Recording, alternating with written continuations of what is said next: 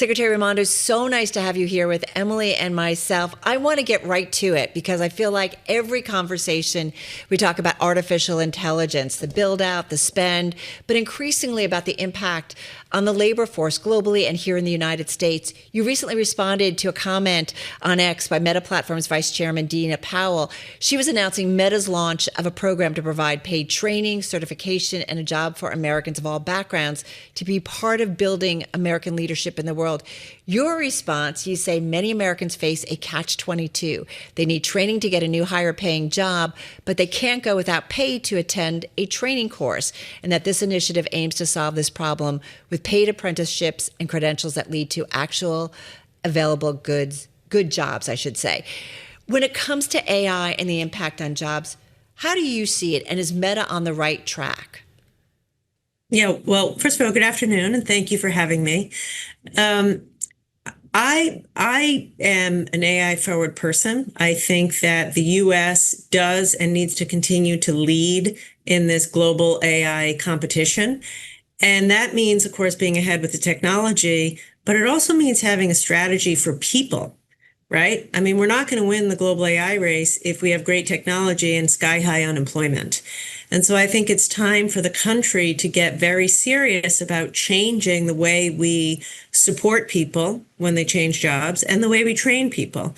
And the thing that I like about, because we have to bring all Americans along. This cannot just be AI for the big tech and not bring everyone along. And so with this announcement, as I understand, what Meta's doing here, the thing I really liked about it was they're paying people while they do the training.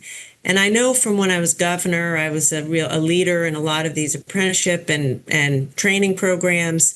People can't afford to do a 6-week or 6-month training program and not get paid, right? They're not going to finish that training program. So to the extent I've heard about this, like you said, I read about it yesterday. I think it's good that companies in America are stepping up to say, let's get innovative and try to support workers. But I think it's important to say, we're going to pay you while you get trained. And if you graduate and if you get your credential, there will be a job at the end of that training.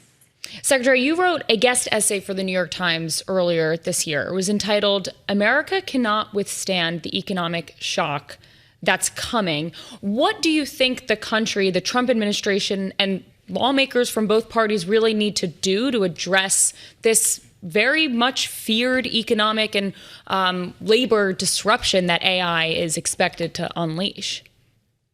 We have to prepare for it. I think it is a transition. I do believe AI will create new jobs.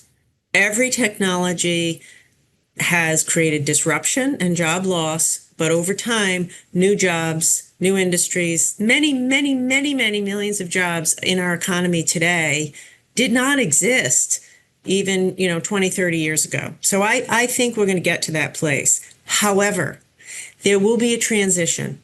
And I worry that during that transition, if we're not thoughtful and purposeful, too many Americans could be on the losing end of that transition.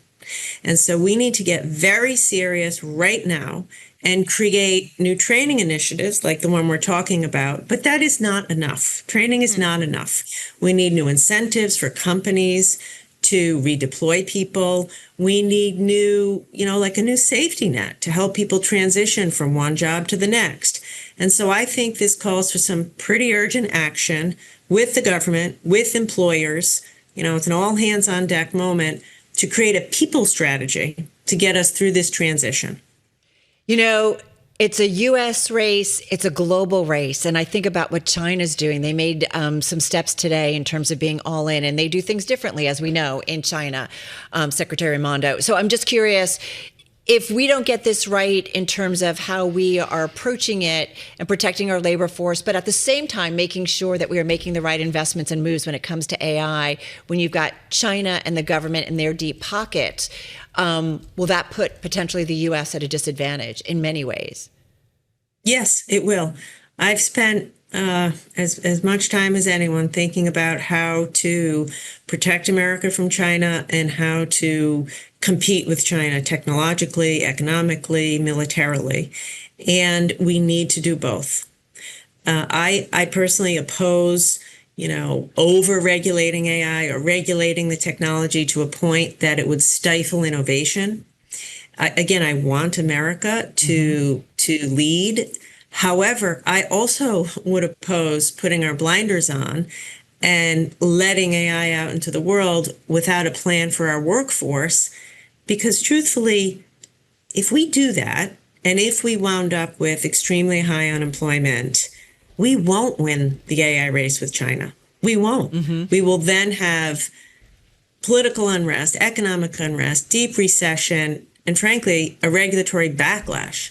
So I see no other alternative than to do both, to win on the technology, but to innovate on the workforce models and the transition models and the support models. We can do it. America has consistently risen to the challenge in the face of these big challenges before. And if everybody works together, we can do it again. You talk about America leading when it comes to AI. That means we need really great leadership. Boston Globe today reporting that you are no longer considering running for president in 2028. What do you want to see from a presidential candidate? And could you possibly reconsider your own ambitions? I'm smiling because no matter what interview I do, it inevitably gets to that question. People have said to me they want a leader like you when it comes to that's very kind. That is, years away, which in politics might as well be decades. Look, since I've been out of government, this is the issue I've been focused on. I am fortunate to have the credibility in the business community. I was the Secretary of Commerce when ChatGPT was released. So I have, great credibility with all the tech leaders. I believe in bipartisanship. I work with Republicans and Democrats. So what I'm focused on is how do I work really at the state level where things can happen with governors of both parties, with companies. Listen, it's in no company's interest to have a deep recession and 15% unemployment. So a CEO today has to do two things: implement AI and get in the boat to figure out a people transition. And so that's what I'm devoting my time and attention to, because I think it's what the country needs, and I think I'm well positioned to work on that issue. We know you have to run. 20 seconds then. What do you think we need, though, in a presidential candidate, considering the AI backdrop and all that's facing us? Real quickly. A serious person. A serious person who can work with anyone, will work with anyone, go anywhere, do whatever it takes to solve Americans' problems, rebuild a middle class, and revive the American dream, which is work hard, get ahead, including in business.